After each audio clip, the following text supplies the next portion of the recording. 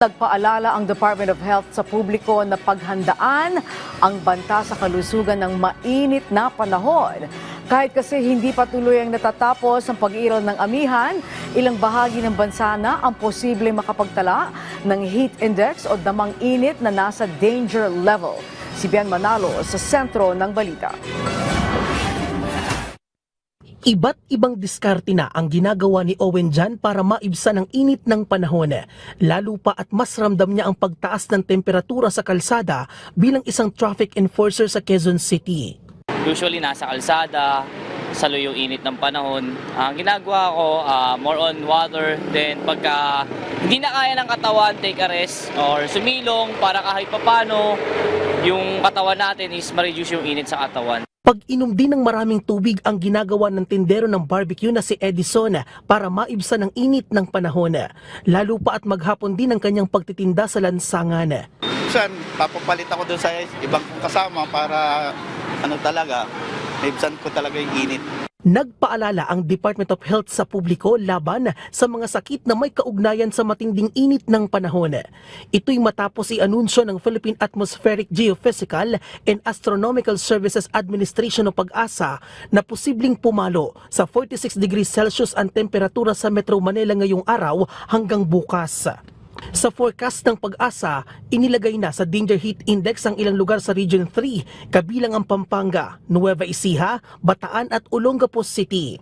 Dahil dito, ilang eskwelahan na rin sa Kalakhang, Maynila ang nag-anunsyo ng blended learning at class suspension. Ayon sa PAGASA, mauuri bilang extreme cold ang temperatura kung ito ay umabot sa 33 hanggang 41 degrees Celsius, habang danger level naman kung ito ay nasa 42 hanggang 51 degrees Celsius. Ang mga ganitong temperatura ay maaaring humantong sa heat cramps o pamumulikat, heat exhaustion o pagkahapo na may mga sintomas tulad ng pagkapagod, pagkahilo, sakit ng ulo at pagsusuka, at ang nakamamatay na heat stroke. Ang heat stroke ay isang kondisyon na may pagkawala ng malay, pagkalito o kaya ay mga seizure o kumbulsyon na nakamamatay kung hindi agad maaagapan. Ilan sa pwedeng gawin sakaling makaramdam o maobserbahan ang alinmang sintomas ng heat stroke. Una, ilipat ang tao sa isang malilim at malamig na lugar at ayusin ang ventilasyon. Tanggalin ang panlabas na damit ng tao at maglagay ng malamig na compress, ice pack, malamig na tubig o malamig na basang tela sa balata, lalo na sa bandang ulo, mukha, leeg, kilikili, pulso, bukong-bukong at singit.